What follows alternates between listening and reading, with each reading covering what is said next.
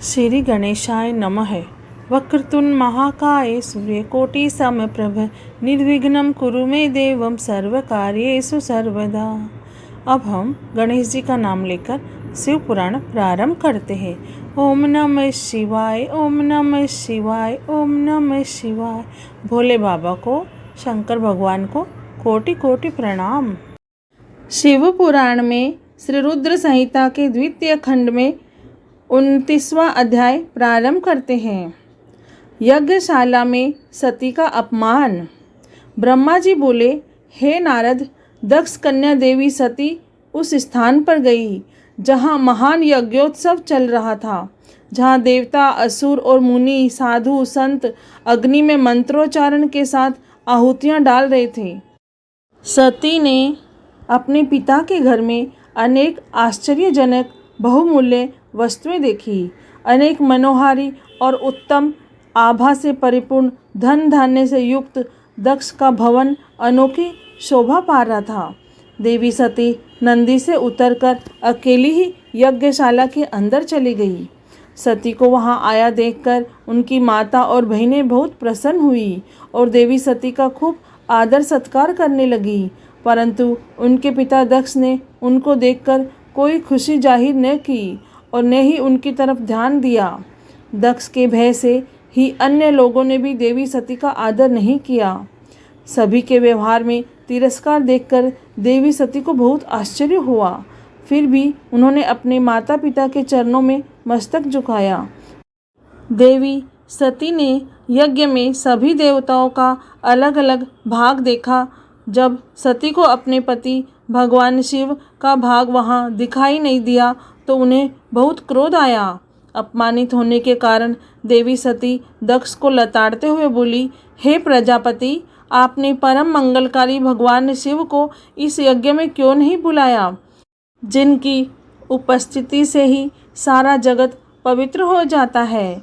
भगवान शिव यज्ञवेताओं में श्रेष्ठ हैं, वे ही यज्ञ के अंग हैं, वे ही यजमान हैं। जब सब कुछ वे ही हैं तो उनके बिना इस महायज्ञ की सिद्धि कैसे हो सकती है। उनके बिना तो यह यज्ञ अपवित्र है। आपने भगवान शिव को सामान्य समझकर उनका घोर अनादर किया है। शायद आपकी बुद्धि के भ्रष्ट होने के कारण ही ऐसा हुआ है।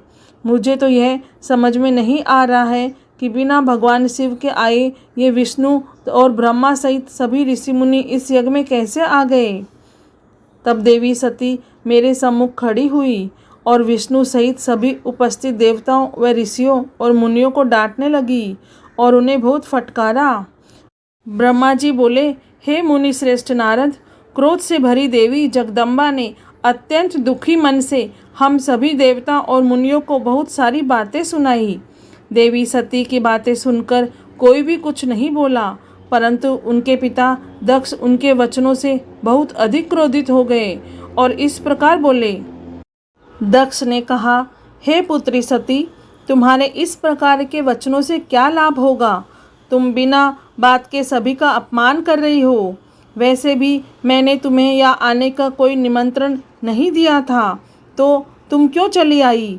तुम यहाँ खड़ी रहो या वापस चली जाओ, तुम्हारी इच्छा है। वैसे भी यहाँ उपस्थित सभी देवता और ऋषि मुनि यह जानते हैं कि तुम्हारे पति शिव अमंगलकारी है। उन्हें वेदों से बहिष्कृत किया गया है। वे भूतों, प्रेतों और पिशाचों के स्वामी हैं। उन्होंने बहुत बुरा वेश धारण किया है, इसलिए मैंने रुद्र को इस महायज्ञ में नहीं बुलाया।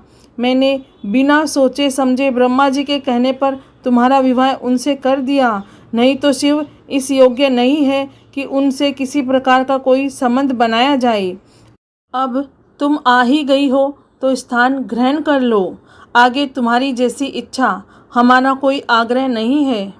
दक्ष की ये बातें सुनकर उनकी दुहिता सती ने अपने पति की बुराई करने वाले अपने पिता को देखा तो उनके मन में रोष बढ़ गया। वे क्रोध से भर गई। तब वे मन में ही विचार करने लगी कि अब मैं शिवजी के सामने कैसे जाऊंगी। यदि किसी तरह उनके पास चली भी गई तो उनके द्वारा यज्ञ का समाचार पूछने पर क्या कहूँगी। यह सब सोचकर वे अपने पिता दक्ष से बोली, जो त्रिलोकीनाथ करुणानिधान महादेव जी की निंदा करता अथवा सुनता है वह हमेशा के लिए नरक में जाता है, अर्थात जब तक सूर्य और चंद्रमा का अस्तित्व है उसे नरक भोगना पड़ता है। इस प्रकार देवी सती को वहाँ आने का बहुत पश्चाताप हो रहा था। अपने पति भगवान शिव की अवहेलना को वह सहन नहीं कर पा रही थी। तब वे अपने पिता दक्ष सहित अन्य देवताओं से कहने लगी। देवी सती बोली, तुम सभी भगवान शिव के निंदक हो। तुमने उनकी अवहेलना होते देखकर प्रभु शिव का अपमान किया है। इस पाप का फल तुम सभी को अवश्य भोगना पड़ेगा। जो लोग भक्ति और ज्ञान से विमुख है वे यदि ऐसा कार्य करें तो कोई आश्चर्य नहीं होगा, परंतु जिन लोगों ने अज्ञान के अंधेरों को दूर कर अपने ज्ञान चक्षुओं को खोल लिया है, जो महात्माओं के चरणों की धूल से अपने को शुद्ध और पवित्र कर चुके हैं, उन्हें किसी से बैर भाव रखना, ईर्ष्या करना और निंदा करना कतई शोभा नहीं देता है। भगवान के श्री चरणों का ध्यान करते हुए उनका 2 अक्षर का नाम शिव का उच्चारण करने से ही सारे पाप धुल जाते हैं।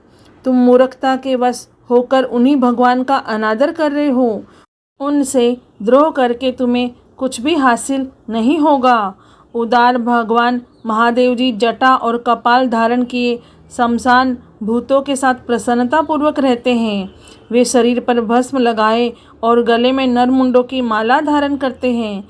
फिर भी मनुष्य उनके चरणों की धूल अपने माथे पर लगाते हैं, क्योंकि वे साक्षात परमेश्वर है। वे परम ब्रह्म परमात्मा है। वे ऐश्वर्य से सदा ही दूर रहते हैं। जो ऐसे महापुरुष की निंदा करता है उसके जीवन को धिक्कार है। मैंने भी तुम्हारे द्वारा की गई अपने पति भगवान शिव की निंदा को सुना है, इसलिए मैं अपने शरीर को त्याग दूंगी। इस यज्ञ की अग्नि में प्रवेश कर मैं भस्म हो जाऊंगी। मैंने अपने प्रिय पति भगवान शिव का अनादर देख भी लिया है और उनके प्रति अपने पिता के कटु वचनों को सुन भी लिया है। अतः अब मैं इस जीवन का क्या करूं? मैं इस समय पूर्णतः असमर्थ हूँ। इस यज्ञशाला में जो भी शक्तिवान और सामर्थ्यवान पुरुष हो वह भगवान शिव की उपेक्षा करने वाला हो और उन्हें बुरा और अमंगलकारी कहने वाले की जीभ काट दे, तभी वह शिव निंदा सुनने के पाप से बच सकता है। जो ऐसा करने में समर्थ न हो तो उसे अपने दोनों कानों को बंद करके यहाँ से तुरंत चले जाना चाहिए, तभी वह दोष मुक्त होगा। फिर देवी सती अपने पिता दक्ष की ओर मुँह करके बोली, जब मेरे पति महादेव जी मुझे आपके साथ संबंध होने के कारण दाक्षायणी कहकर पुकारेंगे तो मैं कैसे कुछ कह पाऊंगी। हे पिताजी, आपने मेरे पति का घोर अपमान करके मुझे उनके सामने जाने लायक भी नहीं छोड़ा, इसलिए मेरे पास अब एक ही रास्ता शेष है।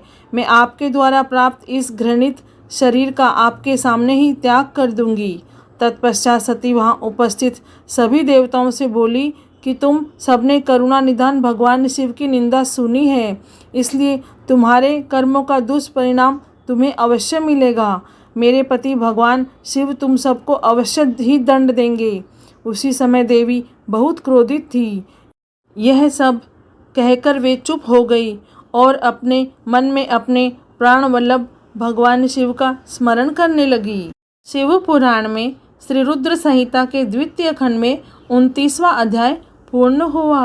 ओम नमः शिवाय, ओम नमः शिवाय, ओम नमः शिवाय। हे भोलेनाथ, हे शिव शंभु, हे माता पार्वती, आपको कोटि कोटि प्रणाम और कोटि कोटि धन्यवाद। जय भोलेनाथ।